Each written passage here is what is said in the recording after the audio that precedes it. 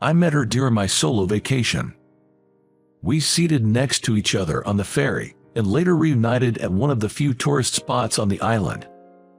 "Let's get married." Upon our reunion, she said that to me. My name is Zach, turned 32 this year. I work in the editorial department of a publishing company. I love my job and don't mind working through the night or doing overtime. Unfortunately, the body tells no lies. My body and stamina couldn't keep up with the demands of the job. To make matters worse, the workload suddenly increased as a long-serving editor retired, and the responsibilities were passed down to me, a mid-level employee. One day, I passed out at work. I was told by the doctor it was due to overwork and stress, and I had to be hospitalized for about a week. Work was hectic, but fortunately, my fairly considerate company managed to send a notice aligning with my discharge day. Apparently, my attending doctor also suggested that I needed a break. And so, for the first time since I started working, I got a long 6-month vacation. I was undecided about how to spend this long vacation, but I decided to visit the northernmost and southernmost parts of the country. I first conquered the northernmost part, Barrow, Alaska. Then I headed straight to Key West, Florida. The southernmost part is Catalina Island. There's a ferry service from Miami, but the ferry couldn't sail due to bad weather. I was stuck there for 4 days. Finally, on the morning of the 5th day, the ferry to the island could depart. The sea was still a bit rough. I usually have a strong stomach and don't get motion sickness, but I was a bit nervous and took some motion sickness medicine. As I expected, the ferry swayed quite a bit. Sitting by the window, I pressed my forehead against the window glass and closed my eyes tightly. By doing this, I was trying to avoid seasickness. When there were 20 minutes left to reach the island, I noticed the woman sitting next to me looked unwell. It seems she was suffering from seasickness. Are you okay? Would you like to take some motion sickness medicine?" When I offered her water, she weakly replied, "I'm fine." She didn't look fine at all. Thinking it might make her feel a bit better, I offered my window seat to her. Then she did the same as me, pressing her forehead against the window glass and closing her eyes. It looked like she was feeling uncomfortable, and her collar was wide open, revealing her fair chest. I realized I was staring and awkwardly looked away. I helped her off the ferry. She was still wobbly, looking pretty unstable. She sat down on the ground after getting off the ramp. "The ground is the best," she said, laying down right there. "Are you okay?" I squatted down beside her and asked. She managed to sit up, still shaky. "Thank you so much. It was rough this time, but you saved me. Thank you." She bowed her head politely to thank me. Her long hair slid over her shoulders, emitting a pleasant fragrance of shampoo. "You're on vacation?" she asked, brushing the sand off her back. I nodded, and she responded with something that was neither interested nor uninterested. "I see." I somewhat wanted to stay but forced myself to leave. "Well, I'll go then. You sure you're good?" she responded with a full-faced smile to my inquiry. Regretfully, I parted ways with her at the harbor. I really wanted to talk more with her, but I didn't have the courage. I felt pathetic, thinking that I should be enjoying myself more while on vacation. While contemplating returning to the harbor, I arrived at the reserved bed and breakfast. Catalina Island is a small. You could cycle around the entire island. The next day, I started exploring the island by rental bike. Sadly, the weather was not clear. The sea seemed rough too. It seemed the ferry from Miami was canceled again. Probably because of that, there weren't many tourists on the island. It felt like time was moving slowly. I headed for the southernmost monument of America. Passing through a winding road like a snake, I could see the southernmost monument of America. There were no buildings around, but I could see several other monuments. There were sound of waves, wind, and occasionally, birds. The wind was strong and I closed my eyes for a moment. When I opened them again, there was someone by the monument, waving at me. I didn't know anyone here. My heart skipped a beat for a moment. "Thank you for yesterday," she was waving, shouting in a voice that won over the wind. It wasn't a mistake. The girl from yesterday was waving at me. I refrained from running and approached her slowly. "How did you know I'd be here?" "Well, what other places are there to see around here?" she said with a smile. I felt a bit embarrassed as she thanked me again, politely, for yesterday. She introduced herself as "I'm Nancy." "Oh, this is for your help yesterday. You haven't had lunch yet, have you?" Nancy said, offering me a package wrapped in newspaper. It felt heavy in my hand. "Not many diners open now, right? I thought you haven't eaten lunch. It's a packed lunch." Opening the newspaper, I found a lunchbox with sandwiches inside. I felt warm inside, thinking she must have made it for me. "Thank you, I was getting a bit hungry." I thanked her and she smiled, handing me a water bottle. Maybe she means to eat here. We sat a little away from the monument and opened the lunchbox. Nancy casually picked up one of the sandwiches. They looked like typical homemade Southern American style sandwich. Nancy, munching on her sandwich before me, looked happy. "Is your family from this island?" When I asked, she replied, "No." She seems to have come relying on a friend living on the island. She said it had been a long time since she visited. That's when I noticed a ring shining on her left ring finger. My mood suddenly dropped. Making a lunchbox and waiting for me, it's easy to misunderstand. But she was flaunting evidence of being a married woman on her finger. It was a proof that she has no interest in me. As my spirits dropped, the weather also started to deteriorate. Nancy was looking seriously at the increasingly rough sea. Maybe she's worried about the return ferry. If the sea gets rough, it will destroy this amazing scenery. I, who wanted to spend time gazing at the beautiful sea, wondered if Nancy felt the same and spoke up. Her response was something I didn't expect. Nancy said, "I hope it gets rougher." She smiled, hoping for a ferry cancellation due to rough seas. But I noticed. Her eyes weren't smiling. It felt like she had some secret. Like she was afraid someone might come to the island by ferry. Maybe she ran away to this island. I stealthily looked at her anxious face. I wanted to say something to cheer her up, but no words came to mind. "Well, I'm going home. It looks like it's going to rain." Staring out at the sea, now rough and turbulent, Nancy stood up and spoke those words. All I could do was nod in agreement, murmuring, "Yes, true." Despite Nancy's wishes, the next day was bright and sunny. The sea was calm. Almost instinctively, I opened my cell phone to check the ferry schedules. It seemed that they were all running from the first trip in the morning. That someone whom she did not want might be coming to this island on the ferry. Thinking about it started to make me anxious, too. To shake off the anxiety, I decided to go for a walk after breakfast. The sun was much more intense compared to yesterday. While wandering aimlessly around the island, I could hear a man and a woman arguing. Without much thought, I headed in the direction of the voices. The scene was in front of a small house. There was a flashy, flamboyant guy raising his voice at someone. Nancy was standing in front of him with a sullen expression. Apparently, this man was Nancy's husband. I realized this must be the unwelcome someone that she was avoiding. Something must have happened, and Nancy had run away from her husband. Facing her loud, furious husband, Nancy remained cold. I couldn't intervene in a marital spat, so I decided to quietly leave the place. I'm telling you, I've had enough. I can't stand being hit or abused by you anymore.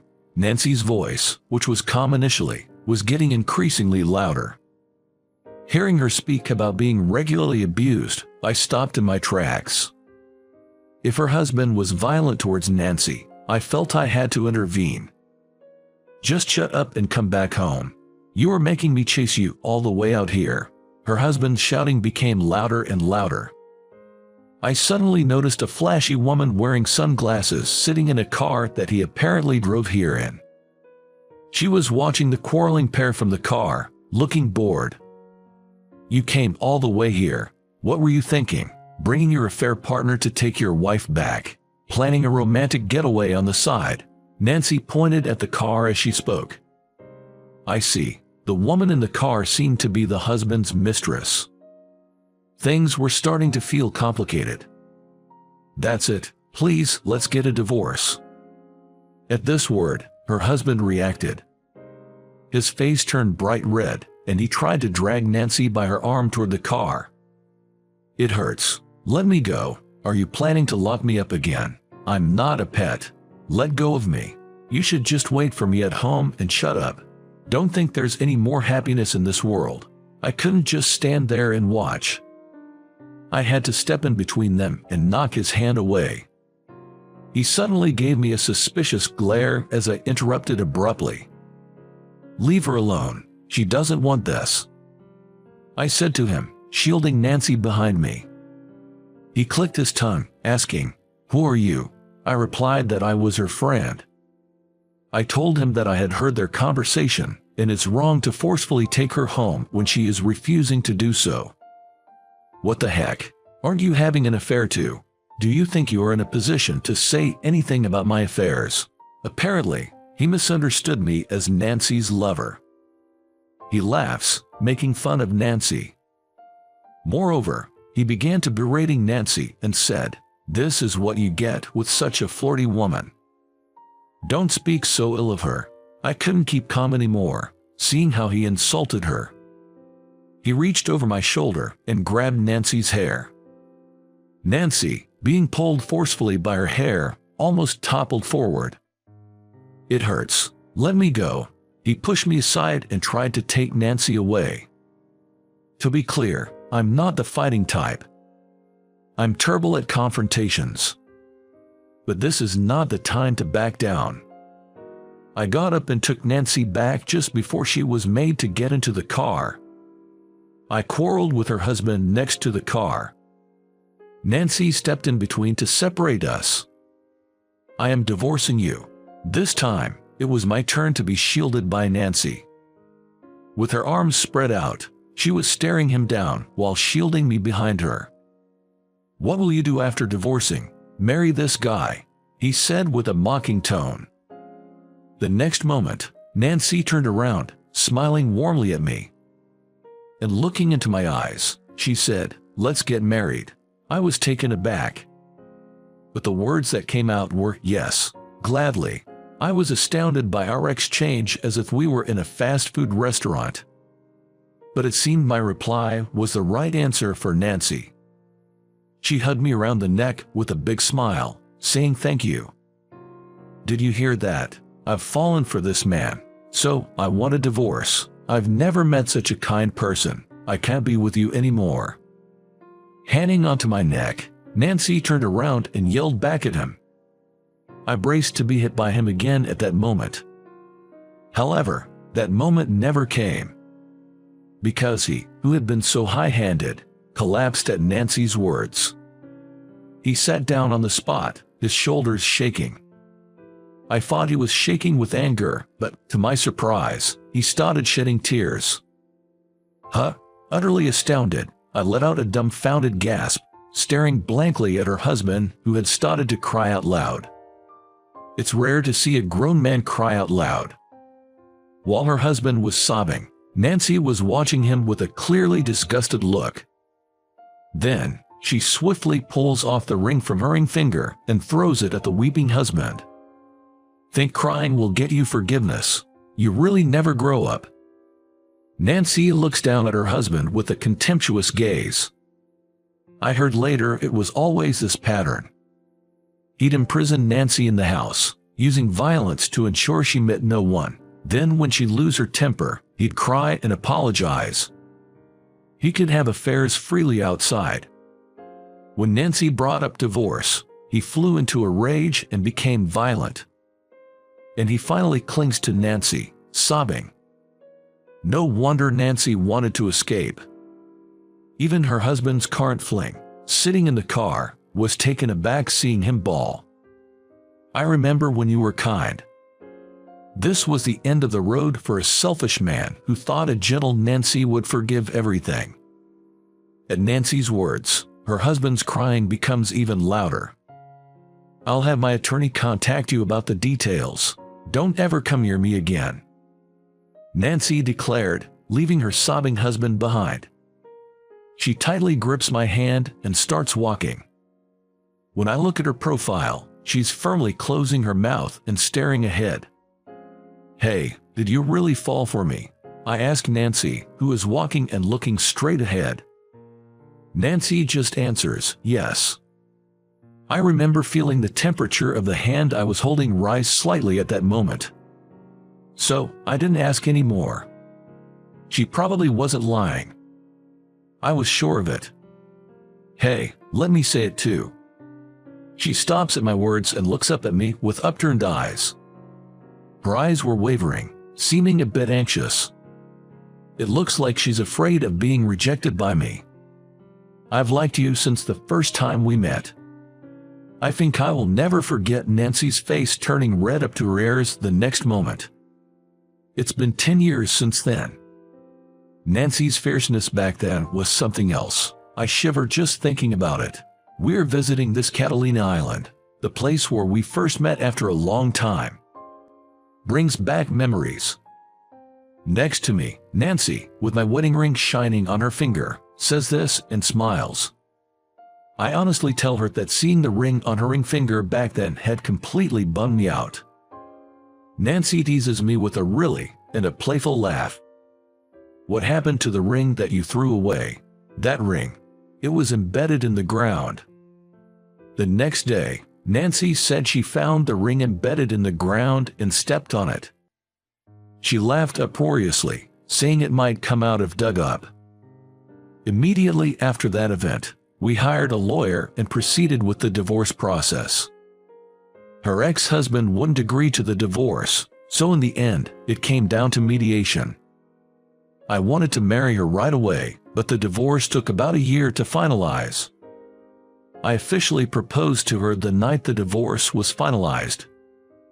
And happily, we get married a year later. It felt like a long journey. Now, blessed with 2 kids, we are a happy family of 4. We have our occasional fights, but that's part of the charm. I think I'm the one who usually gives in during our arguments. Hey, Mom, Dad, come here. Over here, over here. Our children call us with loud voices. Our daughter takes after me, and our son is the spitting image of Nancy. Their personalities are also similar, which makes us laugh. We walk towards our waving children, hand in hand. Okay, time for a quiz. The word quiz excites the kids.